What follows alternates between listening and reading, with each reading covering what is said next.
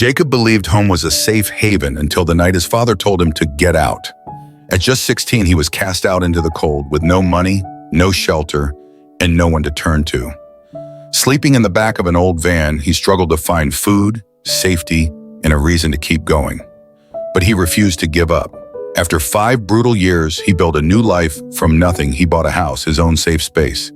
And then they came back. The same family who abandoned him now stood at his doorstep asking for help. But did they really want forgiveness? Or was this just the beginning of another nightmare? Before continuing the story, tell me which city you're watching from. I want to know how far this video has come. Don't forget to like and subscribe to the channel so I can send you exciting stories like this every day. I was 16 the night my dad told me to get out.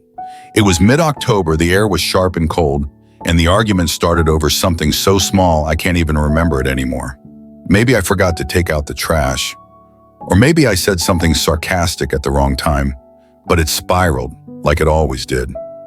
My father's face turned red, his voice thundered, and my mom stood in the corner, silent, staring down at her shoes.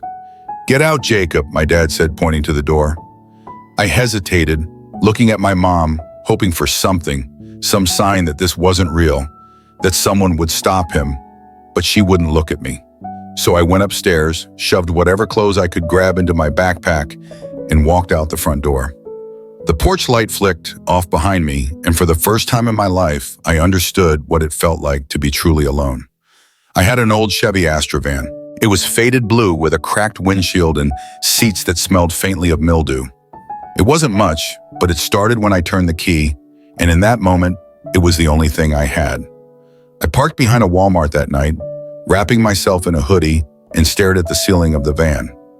I kept waiting for my phone to buzz, for someone to call me back, for the front door to swing open, and for them to tell me to come home. But no one did.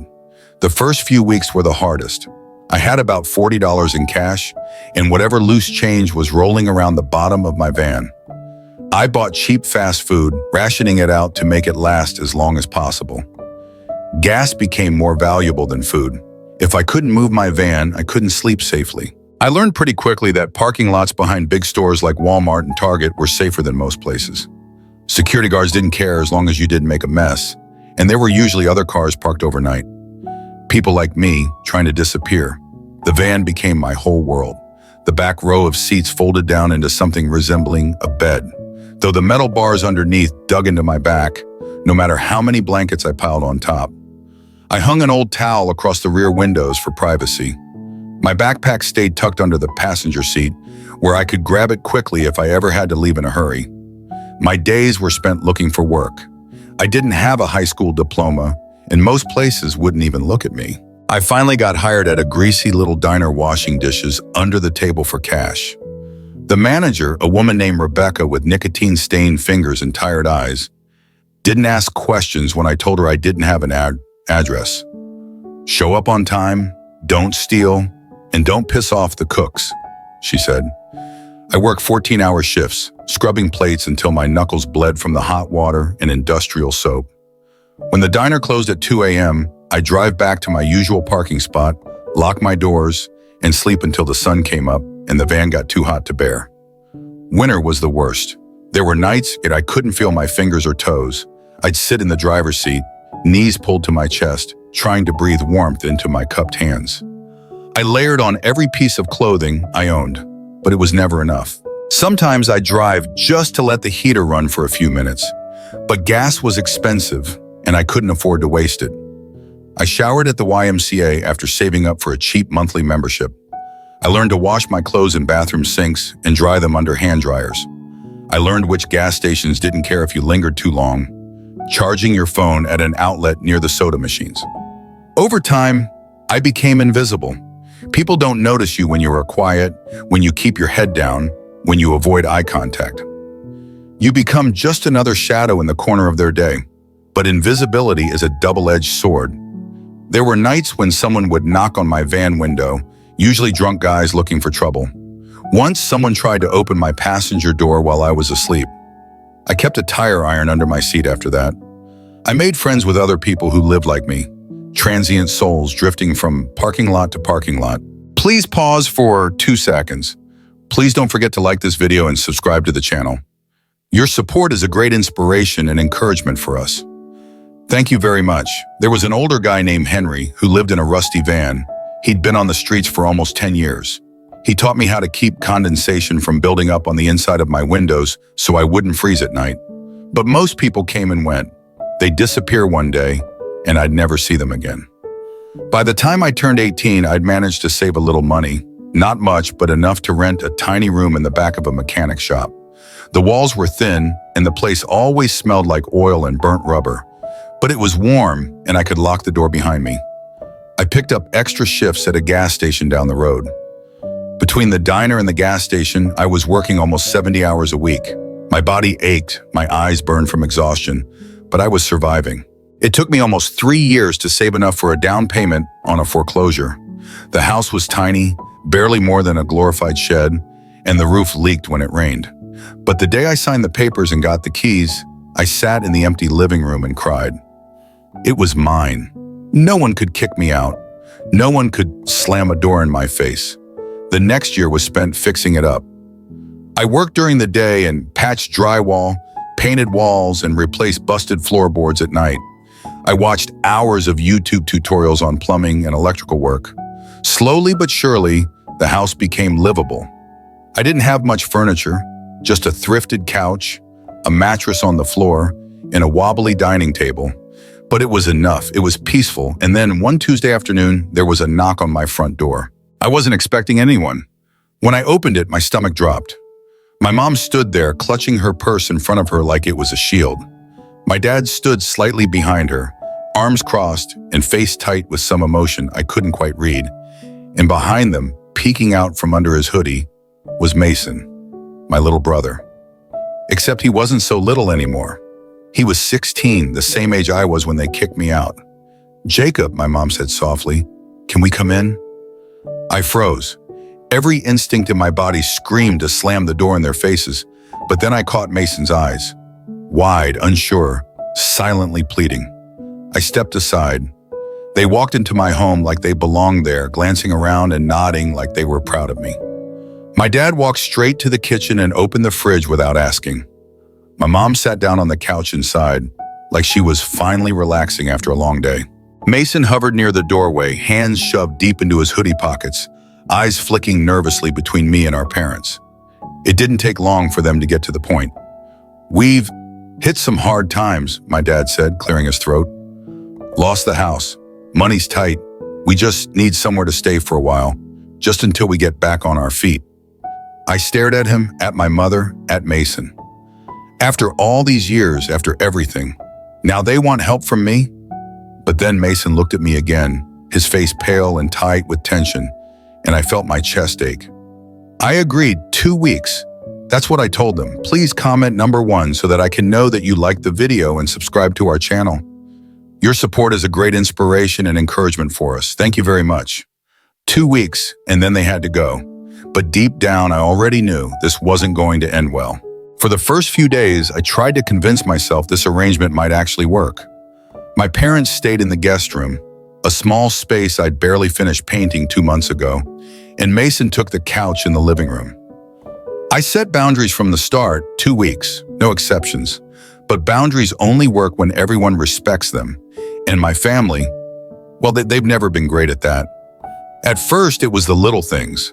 My dad leaving his dirty coffee mug on the kitchen counter every morning, even though the sink was right there.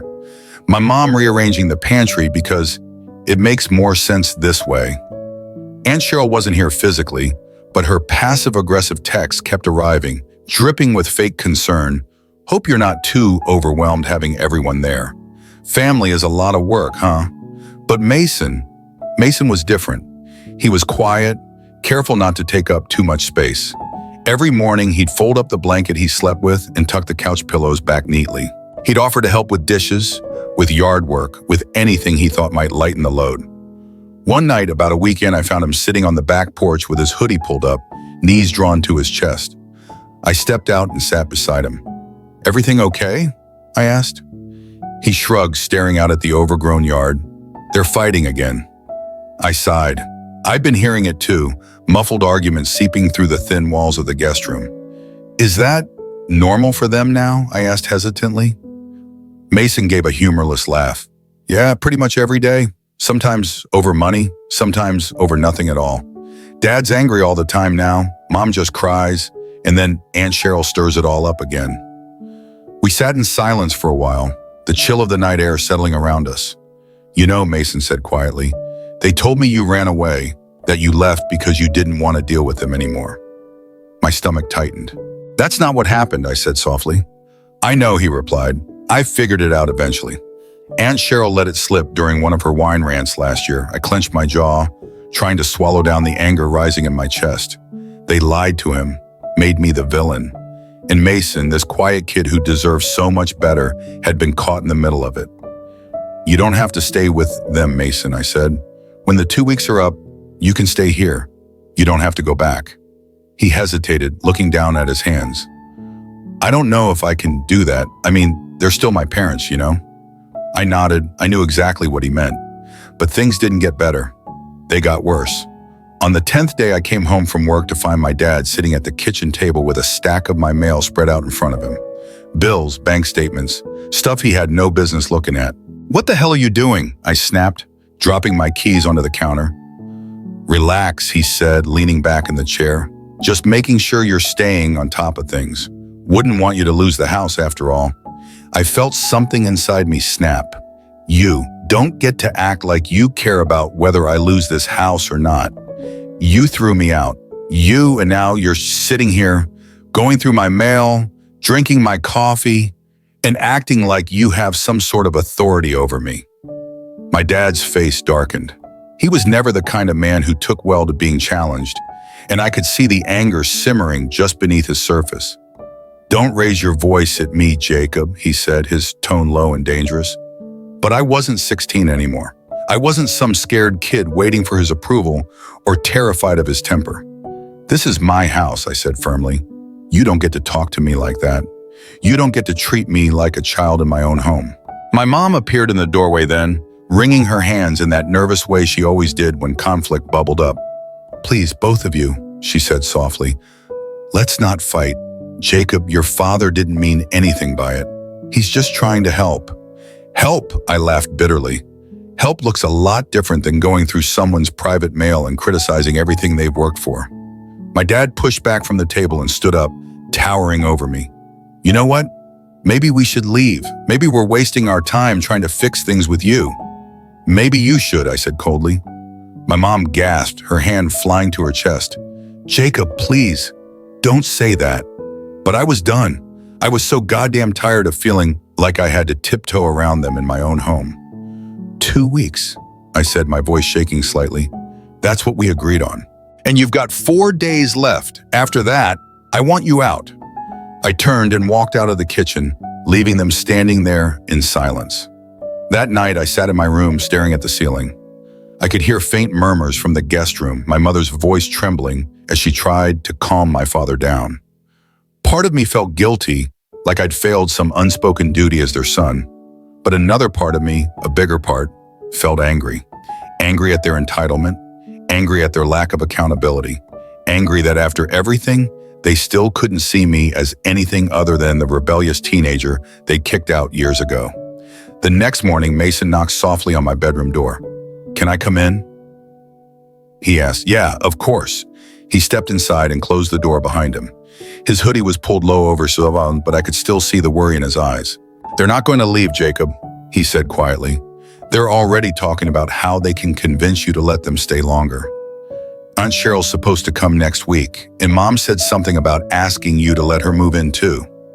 My stomach turned. Aunt Cheryl? In my house? No, absolutely not. I don't know what to do, Mason, I admitted. I can't let them stay, but kicking them out feels, I don't know, wrong, I guess. He sat down on the edge of my bed. You've done more for them than they ever did for you. Don't let them guilt you into thinking otherwise. Mason was only 16, but in that moment, he sounded so much older. Like he'd been carrying the weight of our family on his shoulders for far too long. Mason, when they leave, you can stay here. You don't have to go with them. He didn't respond right away. He just stared down at his hands, his fingers twisting nervously in the hem of his hoodie. I want to stay. he said softly.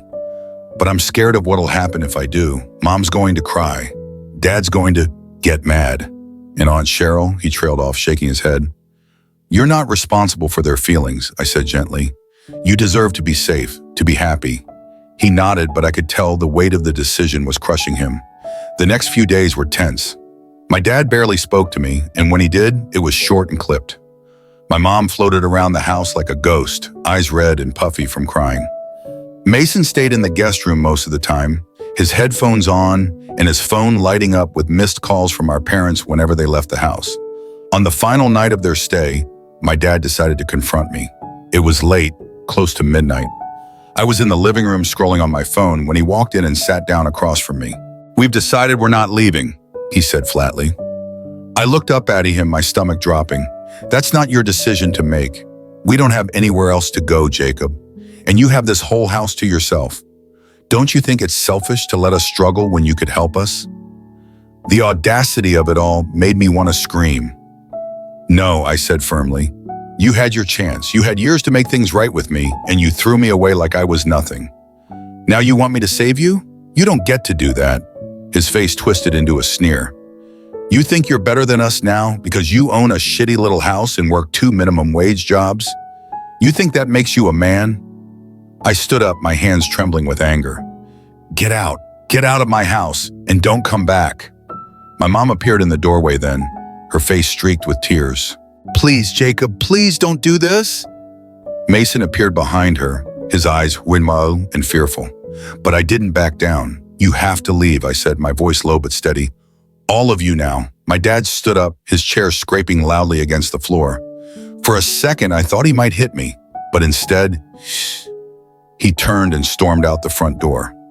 My mom hesitated, staring at me like she wanted to say something, but then she followed him. Mason stayed frozen in the hallway, his backpack slung over one shoulder. Are you going with him? I asked softly. He shook his head. I can't, he said, his voice breaking slightly. I can't do it anymore. I walked over to him and placed a hand on his shoulder and nodded. You don't have to. The door slammed behind my parents and the house fell silent. Mason and I stood there in the dim light of the hallway, the weight of everything hanging heavy between us. But for the first time in years, I felt something I hadn't felt in a long time. Relief. The night after my parents left felt suffocatingly quiet. Mason and I sat in the living room, neither of us saying much. The weight of everything that had just happened pressed down on us, thick and unmoving. I could still hear the echo of the door slamming behind them, still see the hurt in my mom's eyes and the anger etched across my dad's face. Mason was curled up on the far end of the couch, clutching his phone in both hands, like it might anchor him to something solid. His backpack sat on the floor beside him, still zipped up tight, as if he wasn't sure whether he was really allowed to stay. You don't have to sleep on the couch, you know, I said quietly. You can take the guest room. He hesitated. Are you sure? Yeah, I nodded. It's yours now. He gave me a small, hesitant smile and stood up, dragging his backpack behind him as he disappeared into the hallway. I sat there for a long time after that, staring at the blank TV screen, trying to process everything. When I finally went to bed, sleep didn't come easy. My head was loud with thoughts, old memories, new regrets, and the bitter taste of guilt. I knew I'd made the right choice by telling them to leave, but that didn't make it feel any less awful. Over the next few weeks, Mason slowly started to settle in. At first, he tiptoed around like a guest overstaying his welcome. He'd quietly ask permission to use the shower, to eat food from the fridge, to sit on the couch while I worked at the dining table. But little by little, the tension started to fade. I helped him enroll in the local high school. The school counselor asked for an emergency contact, and when Mason looked at me with uncertain eyes, I said, "Put me down." I'll never forget the look on his face, like he couldn't believe someone would actually choose to be responsible for him. The first time I heard him laugh, like really laugh, was on a Saturday morning when we were both trying to fix the crooked cabinet door in the kitchen. I'd been holding the screwdriver all wrong, swearing under my breath, when the whole thing popped off and nearly hit me in the face. Mason burst out laughing. Loud, unguarded, and real. It was the best sound I'd heard in years.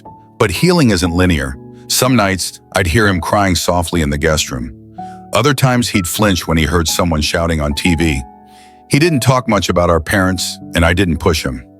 One evening, as we sat eating dinner together, mac and cheese with frozen chicken nuggets, because I was still no gourmet chef, he broke the silence. "Do you ever think about them?" he asked. I set down my fork. "Yeah, all the time. Do you think they regret it? What they did to you? To us?" I sighed, leaning back in my chair. "I don't know, Mason. I like to think they do. But I'm not sure they even understand what they did wrong." He nodded, poking at his food with his fork. "I think Mom does," he said softly. "I think she regrets it." "But Dad," he trailed off, shaking his head. We didn't talk about it again that night, but the conversation lingered in the air for days afterward. A few months later, Mason came home from school clutching a stack of college brochures. "I don't even know if I want to go," he said, dropping them onto the kitchen table. "It's expensive, and I don't even know what I'd study." I sat down across from him. "You've got time to figure it out, and if you want to go, we'll find a way to make it work." "We?" he asked, raising an eyebrow. "Yeah, we," he smiled, a real smile, one that reached his eyes. Life settled into something that felt almost normal after that. I worked my shifts at the diner and gas station. Mason went to school, and in the evenings we'd sit on the couch watching bad action movies or playing old video games I'd picked up from a thrift store. Sometimes, though, the past would still come knocking. My mom called a few times. I never answered, but Mason did once. I walked in on him, sitting on the edge of his bed, phone pressed to his ear, his voice low and shaky. When he hung up, he looked at me and said, "She wants me to come home." "Are you going to?" I asked carefully. He shook his head. "No. She said Dad's been drinking a lot, and Aunt Cheryl moved in. It's worse than before." I sat down next to him. "You don't owe them anything, Mason. Not your time, not your forgiveness, not your silence." He nodded, but I could tell it still hurt. A year passed. Mason graduated high school, and I was there, sitting in the audience with my phone out, taking blurry pictures and trying not to cheer too loudly when his name was called. Afterward, we went out for burgers, and he told me he decided to enroll in community college. "Close enough to stay here, if that's okay," he said. "It's more than okay, Mason," I replied. One night, a few weeks later, we sat on the porch watching the sun set. The sky was painted in soft oranges and purples, and everything felt quiet in that perfect way it sometimes does at dusk. "You know," Mason said, staring out at the horizon, "you saved my life." I shook my head. "No, man, you saved your own life. You walked away. You made the choice. Yeah, but I wouldn't have had anywhere to go if it weren't for you." I didn't know what to say to that, so I just sat there beside him, letting the quiet fill the space between us. We don't hear from our parents anymore. Not really. Every now and then I'll see a missed call from my mom. Sometimes Mason gets a vague text from Aunt Cheryl, something about family loyalty. But all of that, they're just echoes now. Ghosts of a life we both walked away from. They no longer have power over us.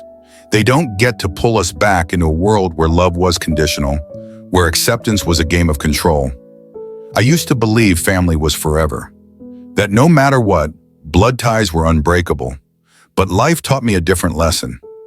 Family isn't about blood. It's not about obligation. It's not about guilt. It's not about the name printed on a birth certificate. Family is about showing up. It's about being there when no one else is. Mason is my family. Not because we share DNA, but because we chose each other. He chose to stay. He chose a different path. He chose to break free from the cycle of manipulation and empty promises. He chose to be part of something real, something built on trust, respect, and unconditional love. Looking back, I realize now that what matters isn't where you come from, it's where you belong. I once thought I was alone. I once wondered if I even deserved love, if I'd ever have a place that felt like home. But now I know family isn't the people who gave you life. It's the people who stand by you when you have nowhere else to go. I know my mother still thinks about me. I know that maybe in some quiet moment, she regrets what happened. Maybe she even wants to pick up the phone and say she's sorry. But it doesn't matter anymore. I don't need an apology. I don't need validation from people who once turned their backs on me. I have found my family, and no matter where life takes us from here, one thing is certain, Mason and I will never feel alone like that again.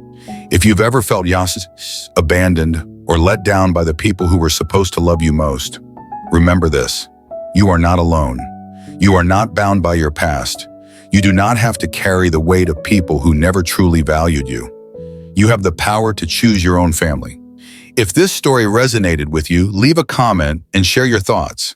And don't forget to hit subscribe so you don't miss more powerful, real-life stories like this. Because sometimes home isn't a place. It's the person who stands by you when everyone else walks away. Jacob sat quietly on the porch steps, watching the sun dip below the horizon.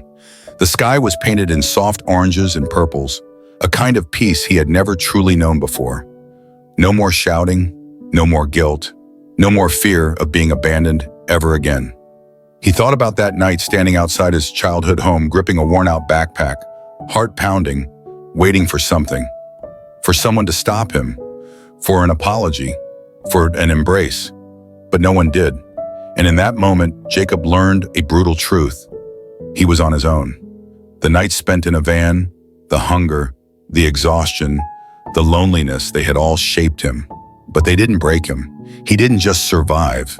He built a life, a home, a future that no one could take away.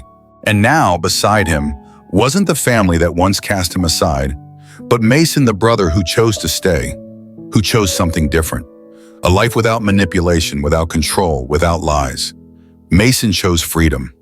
Mason chose Jacob. And for the first time, Jacob felt like everything had finally fallen into place. He knew the past would never completely disappear.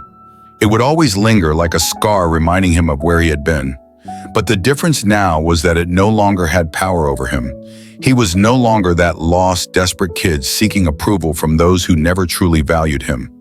He had chosen his own family, and he would never let anyone take that away again. If you've ever felt abandoned or betrayed by those who should have loved you most, remember this: you can create your own future. You are not bound by your past, and most importantly, you are not alone. There's one question Jacob's story keeps making me ask myself: do we really owe our families anything? We grow up believing that family is everything, that no matter what, they will always love and protect us. But the truth is, not everyone is lucky enough to be born into a home filled with unconditional love. Not everyone has a place to return to. Jacob's story is a powerful reminder that family isn't about blood. It's about the people who never leave your side. Sometimes we have to accept that the ones who were supposed to love us the most are the ones who hurt us the worst. And we have the right to walk away. We have the right to find a place where we truly belong. I think about Jacob walking away at 16, stepping into the unknown, not knowing if he'd survive. And I think about all of us, about the times we've felt lost, abandoned, wondering if anyone truly cares. But the truth is, we are not alone. There are people out there who will love us in ways our own families never could. There's a painful truth that many people refuse to acknowledge. Not all families are safe havens. Sometimes the very people who are supposed to love and protect us are the ones who hurt us the most. And that kind of betrayal cuts the deepest, because when a stranger hurts us, we can walk away. But when it's family, where do we go? Jacob knows this pain all too well. He was abandoned, kicked out of his home, left with nowhere to go. At just 16, he stood outside in the cold, backpack slung over his shoulder, heart pounding. He waited, hoping someone would stop him, hoping someone would tell him, "Stay, you belong here." But no one did. And so he walked away alone into a world that didn't care whether he lived or died. The first few days were brutal. He slept in an old van, stretching out cheap meals just to make them last. He had no money, no safety net, no one to call for help. It felt hopeless. But Jacob refused to let his circumstances define him. He refused to be a victim of fate. He started working hard, grueling jobs that barely paid anything. He scraped by, learned how to survive, figured out how to keep pushing forward, and even when everything was against him. And after 5 years of relentless struggle, Jacob did the impossible. He bought his own home. It wasn't big, it wasn't luxurious, but it was his. No one could throw him out ever again. And then one day his family returned, standing at his doorstep, asking him for a place to stay. The very people who abandoned him now wanted back in. But was it true regret, or just another way to take advantage of him? Jacob's journey isn't just about survival, it's about redefining what family truly means. Family isn't about blood. Family is about the people who stay when everything else falls apart. It's about those who love you without conditions, without expectations, simply because they value you for who you are.